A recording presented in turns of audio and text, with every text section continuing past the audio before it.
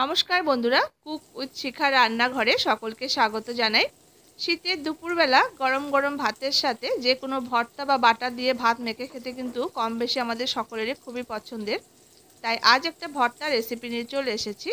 আজ বানাবো শিম ভর্তা। আর এই শিম ভর্তাটা যদি এইভাবে করা হয় তাহলে তো কোনো কথাই নেই। এক থালা গরম ভাত কখন যে আপনারা খেয়ে ফেলবেন তা বুঝতেও পারবেন না, এতটা টেস্টি খেতে হয় এই শিম ভর্তাটা এইভাবে তৈরি করলে।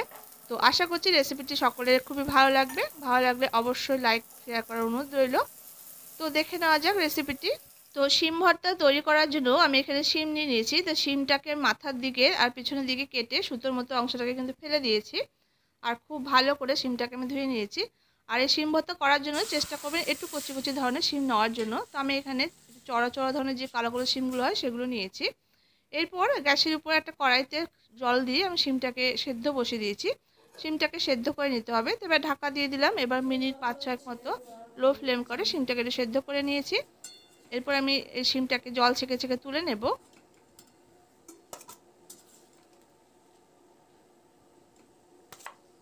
এই শীতের দুপুরবেলা যে কোনো ভর্তা দিয়ে ভাত খেতে কিন্তু বেশ ভালো লাগে। বেগুন ভর্তা, শিম ভর্তা, যে কোনো ভর্তা কিন্তু দারুণ লাগে খেতে ভাত দিয়ে মেখে। তো এইভাবে তৈরি করে একবার খেয়ে দেখবেন, আশা করছি আপনাদের ভালো লাগবে। এরপর গ্যাসের উপরে একটা ফ্রাইং প্যান বসিয়ে দিয়েছি। তাতে সামান্য আমি সরষের তেল দিয়ে তেলটাকে গরম করে নেব।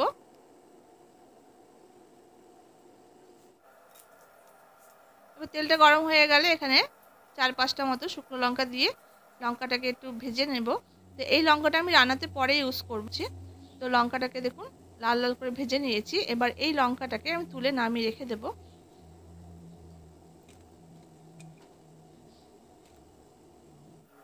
এরপর ওই তেলের মধ্যে এবার শিম যেগুলো আমি ভাপিয়ে রেখেছিলাম সেদ্ধ করে, সেই শিমগুলো এক এক করে দিয়ে শিমগুলোকে বেশ করে একটু ভেজে নেব। শিমগুলোকে এমন করে ভাজতে হবে যেন শিমগুলো ভাজা হয়ে যায় আর ভিতর থেকে যেন একদম নরম হয়ে যায়। তো সেরকম করে ভেজে নিতে হবে।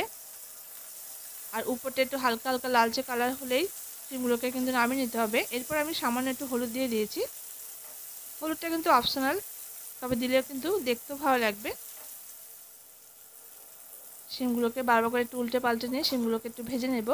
তো দেখুন শিমগুলোকে উল্টে পাল্টে বারবার করে শিমগুলোকে কিন্তু সুন্দর করে দেখুন ভেজে নিয়েছি। একদম লালচে রং ধরে গেছে প্রতিটি শিমে গায়ে। এরপর আমি একটা প্লেটে শিমগুলোকে নামিয়ে রাখবো। আর শিমগুলো কিন্তু খুব সুন্দর করে কিন্তু নরম হয়ে গেছে, ভিতর থেকে একদম কিন্তু সেদ্ধ হয়ে গেছে খুব ভালো করে। তো জলে আমি একটুখানি ভাপিয়ে নিয়েছিলাম প্রায় 70% মতো, আর বাকিটা কিন্তু এই ভাজাতেই কিন্তু সুন্দর করে শিমগুলো নরম হয়ে গেছে, একদম সেদ্ধ হয়ে গেছে। এবার সমস্ত শিমটা আমি নামিয়ে নিয়েছি। এবার ওই তেলের মধ্যে এখানে আলুগুলো দিয়ে দিচ্ছি। তো এখানে কিন্তু আমি একটু আলু অ্যাড করেছি, তাহলে খেতে ভালো লাগবে। কিন্তু আলুটা কিন্তু পুরোপুরি অপশনাল, আপনারা ইউজ করতে পারেন চাইলে, আর না চাইলে কিন্তু আলুটাকে স্কিপ করতে পারেন। আমি এখানে একটা বড় সাইজের আলুকে সেদ্ধ করে নিয়েছি প্রথমে, তারপরে এইভাবে করে একটু মোটা মোটা রেখে রেখে আলুগুলোকে কিন্তু একটু স্লাইস করে নিয়েছি। দেখুন আপনারা দেখলে বুঝতে পারবেন কেমন করে আমি কেটে নিয়েছি আলুটাকে। এবার আলুটাকে দিয়ে একটু নাড়াচাড়া করে আলুটাকে ভেজে নেব। আর এখানে দুটো টমেটোকে ফালি করে দিয়ে দিয়েছি। একটু টক টক মতো লাগবে, খেতে ভালো লাগবে। তবে টকের পরিমাণটা যদি আপনারা বেশি খেতে চান সেক্ষেত্রে টমেটোর পরিমাণটা বাড়িয়ে বা যদি কম খেতে চান কমিয়ে নিতে পারেন, যেটা আপনাদের ভালো লাগে। তো দেখুন এবার ঢাকা দিয়ে রেখেছিলাম যাতে টমেটোটা খুব সুন্দর করে ভালোভাবে তাড়াতাড়ি নরম হয়ে যায়। একটু ঢাকা দিয়ে রাখলে ভালো হবে। এরপরে ঢাকাটা খুলে নিয়েছি এবং ভাজাটা হয়ে গেছে। আলুটাকে নামিয়ে নিয়েছি। যেহেতু আলুটা আগে থেকে একটু সেদ্ধ করা ছিল তাই খুব বেশি সময় লাগে না ভাজা করতে। এরপর টমেটোটাকে আমি এক সাইডে সরিয়ে দেওয়ার পরে ওই বাকি তেলের মধ্যে 5-6টা মতো কাঁচা লঙ্কা দিয়ে দিয়েছি। আর এখানে 7-8 রসুন দিয়ে দিয়েছি। এটাকে কিন্তু একটু নাড়াচাড়া করে ভেজে নেব। তো সমস্ত উপকরণকেই কিন্তু হালকা হালকা করে একটু নাড়াচাড়া করে ভেজে নিতে হবে, তাহলে কিন্তু এই ভর্তাটা খেতে ভালো লাগবে। তো লঙ্কাটা দিয়ে দেখুন নাড়াচাড়া করে লঙ্কাটাকে একটু ভেজে নিচ্ছি। আর এই টমেটোটা কিন্তু মাঝে মাঝে একটু উল্টে পাল্টে দিতে হবে, তাহলে দুদিকটা কিন্তু সুন্দর করে একদম ভাজাটা হবে। টমেটো, লঙ্কা আর রসুনটা একটু ভাজা হয়ে যাওয়ার পর আমি এক পাশটা ফাঁকা করে নিয়েছি। এবার সামান্য একটু ধনেপাতা, এক মুঠো মতো ধনেপাতা আমি দিয়ে দিয়েছি। এই ধনেপাতাটাকে হালকা করে একটু নাড়াচাড়া করে নেব তেলের উপরে।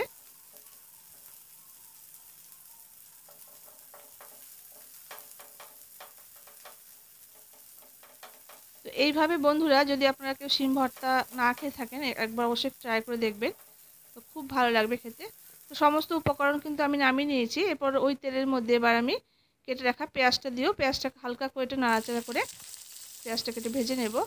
তো এখানে দুটো মিডিয়াম সাইজের পেঁয়াজকে একটু বড় বড় রেখে কেটেছি। এই বড় বড় রেখে কাটলে কী হবে, এটা দেখতে ভালো লাগবে। যখন আমি শিম ভর্তাটাকে মাখবো এই পেঁয়াজগুলোকে দিয়ে, তখন দেখতেও ভালো লাগবে আর খেতেও ভালো লাগবে। তো দেখুন পেঁয়াজটাকে কিন্তু একটু কাঁচা কাঁচা রেখে আমি ভেজে নামিয়ে রেখেছি। এর থেকে বেশি কিন্তু আর ভাজবো না। এরপর আমি যে লঙ্কাটাকে ভেজে প্রথমে তুলে রেখেছিলাম, সেই সামান্য একটু লবণ দিয়ে লঙ্কাটাকে খুব ভালো করে একটু মেখে ভেঙে ভেঙে গুঁড়ো করে নেব। তো দেখুন এইভাবে করে আমি লঙ্কাটাকে গুঁড়ো করে নিয়েছি। এরপর আসবো মাখার পর্যায়ে। তো সমস্ত উপকরণ দেখুন আমি থালার মধ্যে একটা সাজিয়ে নিয়েছি। এরপর এইভাবে করে এক এক করে সমস্ত উপকরণ যেগুলোকে আমি ভেজে ভেজে রেখেছিলাম, এইভাবে হাত দিয়ে একটু চটকে চটকে সব একসঙ্গে আমি মেখে নেব। তো সমস্ত উপকরণ দেখুন খুব ভালো করে আমি ভেজে নিয়েছি। আর এই রান্নাটা কিন্তু হতে বেশি সময় লাগে না, খুব তাড়াতাড়ি হয়ে যায়।